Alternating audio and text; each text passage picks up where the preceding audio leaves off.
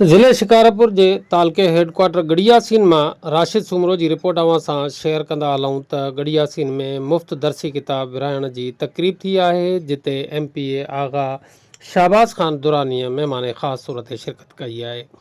जी नाज़रीन, ये अवांखे आम ख़बर पिया ॾियूं गड़ियासीन में जिते मुफ़्त दर्सी किताब विराइण की तकरीब थी है। गवर्नमेंट गर्ल्स हाई स्कूल गड़ियासीन में यह तकरीब मुनक़िद कई वई, जिते MPA आगा शहबाज खान दुरानी ख़ुसूसी तौर पर शिरकत कई।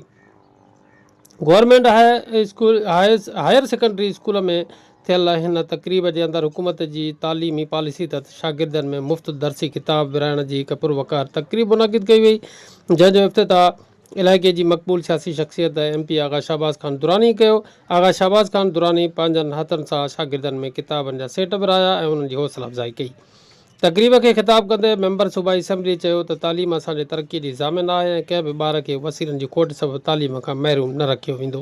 ओवर द इयर्स असल में असां हिकिड़ो इलाही ख़राबु सिस्टम बि ॾिठो आहे हिते, पर अॼुकल्ह जेका मां दौरा वग़ैरह कयां पियो स्कूल्स जा, उन में हिकिड़ो क्लासरूम्स में ॿारनि जी अटेंटिवनेस बि असां ॾिसूं था त इलाही बहितर थियणु शुरू थी वई आहे। छो त ॿार चाहिनि था त हू पढ़नि, ऐं जिथे उन्हनि खे फैसिलिटीज़ कोन थियूं मिलनि उते ज़ाहिरी ॻाल्हि आहे असां ॾिसूं था त ॿारनि खे ॾुखाई थिए थी। पर अॼुकल्ह गड़ियासीन में जेको सिस्टम शुरू थी वियो आहे हिकिड़ो एजुकेशन निज़ाम खे बहितर करण जो, उन में पाकिस्तान पीपल्स पार्टी ऐं सिंध गवर्नमेंट जो इलाही वॾो किरदारु आहे। ऐं इंशाल्लाह अॻिते हली बि असां ॾिसंदासीं त एजुकेशन डिपार्टमेंट में इंशाल्लाह बहितरी ईंदी।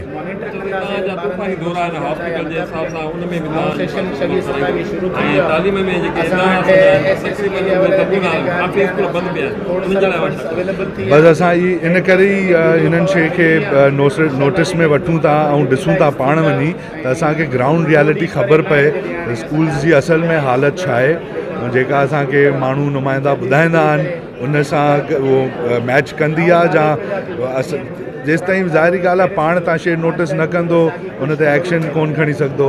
त असां चाहींदासीं त बेसिक राइट्स जेका आहिनि, हेल्थ डिपार्टमेंट आहे, एजुकेशन डिपार्टमेंट आहे, इन शइ में बहितरी अचे ऐं इंशाल्लाह इहा असांजी पूरी कोशिशि हूंदी त इंशाल्लाह इहो थिए।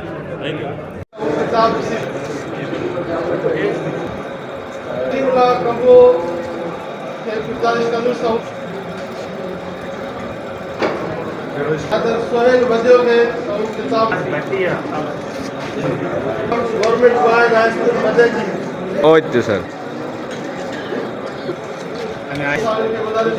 गवर्नमेंट